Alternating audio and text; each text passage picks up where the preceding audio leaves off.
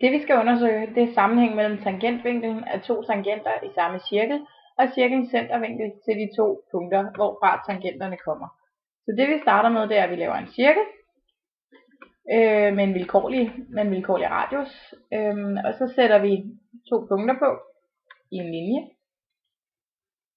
så vil vi få centervinklen markeret med det samme. Og ud fra de to punkter, de hedder her C og D, der laver vi to tangenter. En til hvert punkt. Starter med punkt nummer C, og derefter punkt nummer D. En tangent er en linje, som har netop et punkt til fælles med en cirkel.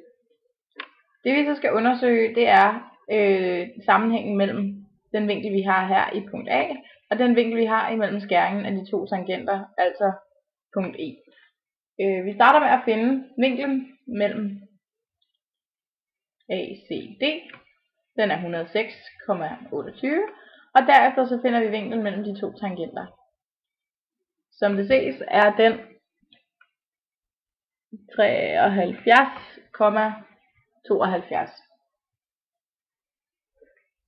Når du rykker rundt på de to punkter, så kan du se, at uafhængig af hvordan du flytter dem, så følger vinklen mellem de to tangenter og centervinklen, de følger hinanden. Hvis vi lige rammer lige omkring 100 her, så vil det ses, at centervinklen her har en vinkel på 100,8, og tangentvinklen beta har en vinkel på 79,2.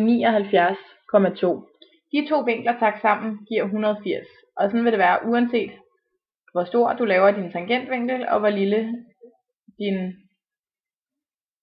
stor du laver din centervinkel, og hvor lille din tangentvinkel bliver.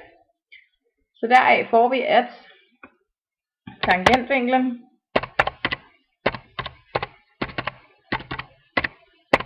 plus centervinklen er 180 grader. Det kan man udnytte, når du laver cirkelberegninger og vinkelberegninger.